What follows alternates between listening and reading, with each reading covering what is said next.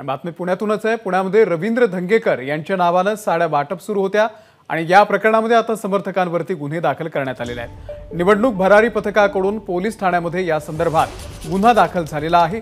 आचारसंहितेचं उल्लंघन केल्या प्रकरणामध्ये हा गुन्हा दाखल झाल्याचं बोललं जात आहे। पुणे लोकसभेचा प्रचार शिगेला पोहोचलाय आणि या माध्यमातून आरोप प्रत्यारोप होत आहेत। आमदार रवींद्र धंगेकर लोकसभेचे उमेदवार आहेत आणि या प्रचारादरम्यान राष्ट्रवादी काँग्रेसच्या घड्याळ या चिन्हाचा उपयोग त्यांच्या पोस्टर्सवरती म्हणा किंवा पॅम्पलेट्सवरती म्हणा करण्यात आल्याचा आरोप राष्ट्रवादी काँग्रेस पक्षाकडून करण्यात आलाय। रवी भाऊ, नक्की काय प्रकार आहे हा? माझ्या लक्षात आल्यानंतर मी प्रिंटिंग मिस्टेक होती ती आणि माझ्या लक्षात आल्यानंतर मी जो छापा आहे त्याला सांगितलं की आपल्या हातनं ही चूक झालेली हे दुरुस्त कर। असं काय जाणून बुजून झालेलं नाही, हा पेंटिंग मिस्टेकमधला हा विषय आहे आणि त्यामुळे तो पडला। पण त्याची आमची चूक आहे, पण ती आम्ही मान्य केली। त्याचं काय राष्ट्रवादी काँग्रेस घड्याळ एक चिन्ह आहे, दुसरा राष्ट्रवादी काँग्रेस जो आहे तुतारे वाजवणारा माणूस हा एक पक्ष आहे। तर या पक्षाचे कार्यकर्ते आपल्या प्रचारामध्ये सक्रिय आहेत। कोण कोण नेते सभा घेत आहेत किंवा कोण कोण नेते याच्यामध्ये पुढे आहेत? आज पवार साहेबांची सभा आहे, सुप्रियाताई आहे, जयवंतराव पाटील आहेत, आमचे प्रशांत जगताप आहेत आणि सगळे पुणे शहर लेवलवरचे सगळे पदाधिकारी कार्यकर्ते मतदार हा माझ्याबरोबर राष्ट्रवादीचं काम करतोय।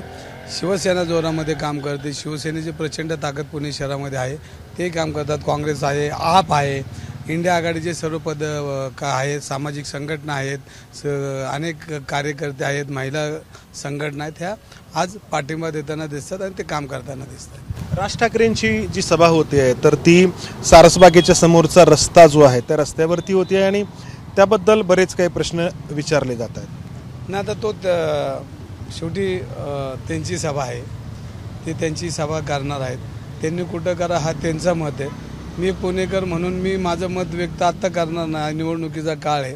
पुणेकर ते त्यांचं मत व्यक्त करतील, थोडीच मी नाही करणार व्यक्त। पुणेकर त्याला मत व्यक्त करतील किंवा ते त्यांच्याशी बोलतील। तुमच्या एका समर्थकावरती गुन्हा नोंद करण्यात आलाय की साडी वाटप तो करत होता तुमच्या नावाने। बघा, आता मी पुणे शहरात प्रचार करतो, कोण साडी वाटतं का वाटतं हे मला माहीत नाही, पण काय झालं असेल तर ती माहिती मी घेणार आहे आणि माहिती घेतल्यावर बोलेल मी तुमच्याशी। देवेंद्र फडणवीस जे आहेत ते सातत्याने पुण्यामध्ये बैठका घेत आहेत, प्रचार सभा घेत आहेत, तर तुमच्या विरोधात जे मुरलीधर मोहोळ यांचं आव्हान आहे तर ते आत्ताच्या स्टेजला तुम्ही कसं पाहता आहात?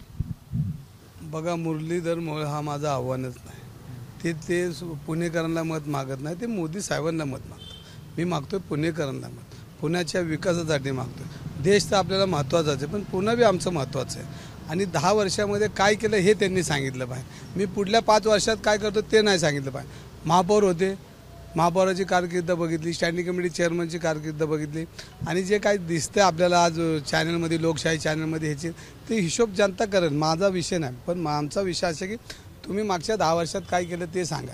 आणि पुणे शहर हे विद्येचं माहेरघर आहे, सांस्कृतिक आहे। पुणे शहरामध्ये चांगले तज्ज्ञ लोक राहतात, सर्वसामान्य लोक राहतात। छत्रपती शिवाजी महाराज जिजामातेने या पुणे शहराची उभारणी केली आणि ह्याला सांस्कृतिक आणि धार्मिक सगळा टच आहे आणि अशा वेळेला पुणे शहराची 10 वर्षात डेव्हलपमेंट झाली का? अजिबात नाही। पुणे शहरामध्ये जी डेव्हलपमेंट झाली ती वैभवशाली पुणे शहराची काँग्रेसच्या काळामध्ये झालेले, त्याच्यामध्ये आपण बघितलं या 10 वर्षामध्ये नवीन काय पुण्याला आलेलं असं नाही, उलट या पुण्याला 10 वर्षामध्ये जाहिरात करून पुणे शहराचं सुविधावर प्रचंड प्रॉब्लेम आणला। आज मेट्रो पळत नाही आहे, नदी सुधार योजना आहे, वेताळ टेकड्या फोडत आहेत, आरोग्य सुविधा नाही आहेत आणि प्रचंड आज अंमली पदार्थासारखे विक्री ते पुणे शहरात होतात, तरुणांकडे लक्ष नाही आहे। म्हणजे ह्या सगळ्यांना त्यांचं अपयश आहे आणि देवेंद्र फडणवीस मी तर म्हणतो 2 सभाऱ्या त्यांनी गल्लो बोळात फिरलं पाहिजे आणि लोक त्यांना जाब विचारतील तुम्ही आम्हाला काय दिलं।